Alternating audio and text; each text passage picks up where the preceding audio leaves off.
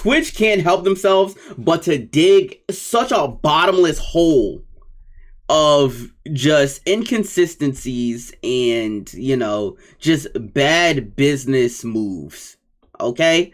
Now, I'm going to fully explain myself in this video. I have two different instances,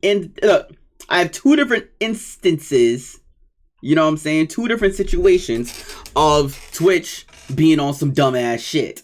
Okay? To call it what it is. Right? Now, number one, I have this Tom Clancy situation. Or, not Tom Clancy, Dan Clancy. Tom Clancy is a video game. Dan Clancy is the CEO of Twitch. And here he is sitting with the number one streamer on Twitch, Kai Cenat. As you can see right here, he has over 1 million subscribers. Nobody has that many subscribers. That is bringing in a lot of money for Twitch. Especially with the ads and the viewership and everything that it's bringing. Yeah, like the amount of subscribers, money doesn't even equate to the amount of money that comes from ads. So I'm sure Kai ran it up, right? Now look, here's Dan Clancy when Kai asked him his Mount Rushmore of streaming. Mount Rushmore being his basically top 4 of streaming. You probably put Pokey there as, you know, in other words, as a female streamer. If you go back in time, there's so many, you know, yeah, there's so many now. It's tough for me to pick another person now. If that. Okay, so first things first. Somebody said it best in the chat. Dan is a weirdo. Okay, now look. When it comes to the Mount Rushmore of streaming, people make the argument, hey, you gotta include people from the past that helped build this shit and set the way for people in the future. Cool, right?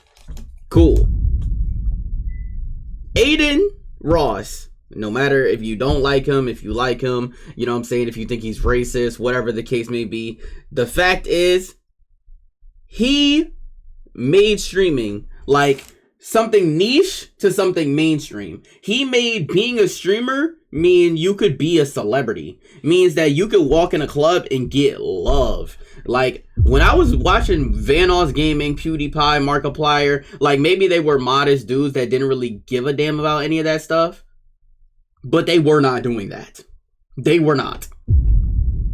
They were not doing that. They just weren't.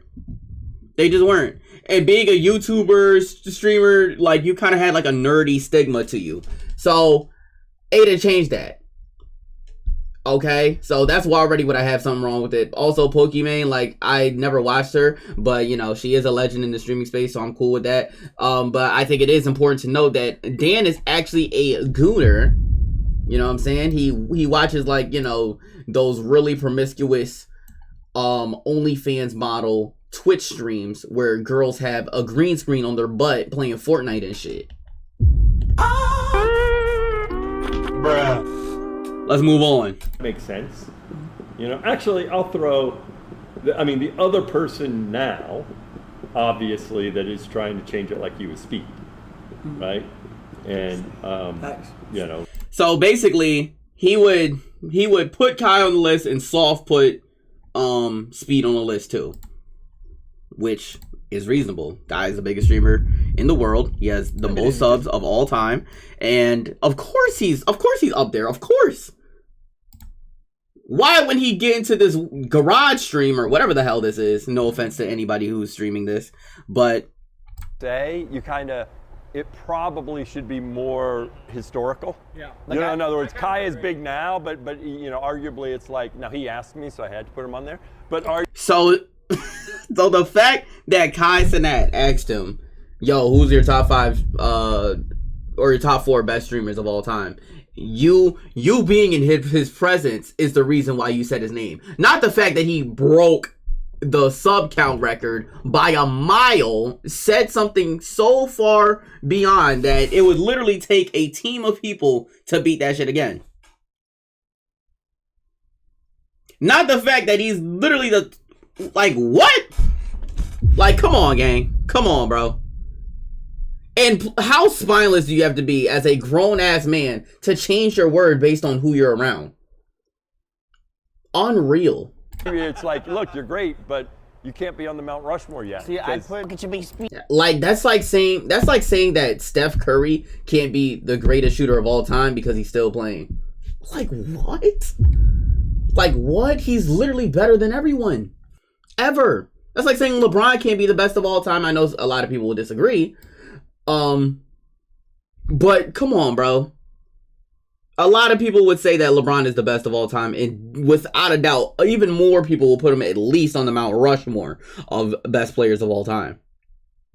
Kai, Queso. Right. When there's like soda. Well, initially when I was doing it, because of course part of it is you just don't remember people. And initially I mentioned Speed, and then I was like, oh no, and I swapped Speed out for Queso. Yeah. So now you just completely unraveled your logic because Queso blew up somewhat recently, and I don't want to put race into this, but I can't help but be like, you know what, my nigga, I don't think you like the WNL community, which is dominated by mostly black folks. You know what I'm saying? Playboy Max, Silky, Kai Cenat, you know what I'm saying? Even Aiden Ross, you know what I'm saying? He co-signs a lot of black folks. You know what I'm saying? I would even throw DDG in there. I would throw a whole bunch of black creators who are in the WNL community. Like, it just doesn't make sense. I don't think he likes the WNL community. So I don't think that he would ever say anything nice to that. But anyway.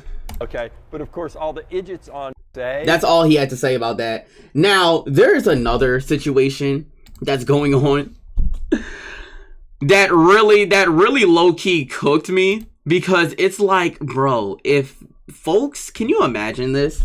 Imagine you went to TwitchCon, right, as a Twitch streamer, and you are like a somewhat small streamer, but you do have a good audience. I would say maybe 1,000, 2,000 viewers, and you get swarmed and there's nothing that you could do about it.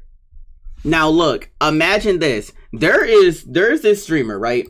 I have never heard of this woman ever once in my life. I think her name is Emiru. What's her name? Yeah, Emiru. So this is basically what happened to her at TwitchCon. Her random fan just came up and tried to kiss her, and it took like literally 4 or 5 seconds, which would be the exact same time it would take to literally slice someone's throat open in front of everyone. We all know that in America, and I'm not going to say just in America, but in our world, people can kill each other on camera. It happens. It literally happens. It happened most recently. Y'all know what I'm talking about. But yeah, it's one security guard, right? And then everybody else is slow to pick up. And this nigga, apparently he walked away unscathed. Nobody came to arrest him until later. He got identified, and I think that's about it. Not only that, this woman, Emiru, she apparently, like, her old bodyguard got fired for whatever reason. I think it's because he was like, he was too violent with one of them, but apparently he didn't even like punch him or anything. He just kind of held him down. So he got banned from like the venue or TwitchCon in general. I don't know. But either way, just think about like how scary this is as a regular streamer, but Emiru being a high profile streamer, even though I personally have never heard of her, I know that she's a high profile streamer.